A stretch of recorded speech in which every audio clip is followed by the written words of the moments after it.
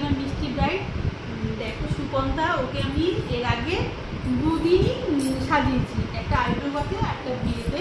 তুমি দেখেছো তোমরা নিশ্চয়ই দুটো লুক। এবার আজকে আমি রিসেপশনে সাজাবো।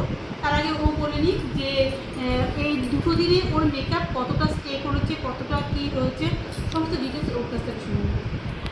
নমস্কার। আমি এর আগেও একটা ভিডিওতে বলেছিলাম যে দিদির ব্যবহার যেরকম ভালো আর দিদি সেরকম সুন্দর কাজ করে।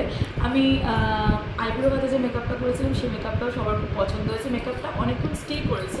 আমরা মেকআপটা কেন করি, মানে আমাদের স্পেশাল দিনে মেকআপটা এই কারণেই করি যাতে আমাদের মেকআপটা সুন্দর থাকে, একটু ঘেটে না যায় বা অনেকক্ষণ স্টে করে। তো দিদির কাছে মেকআপটা করে আমার এই একটা সুবিধা হয়েছে।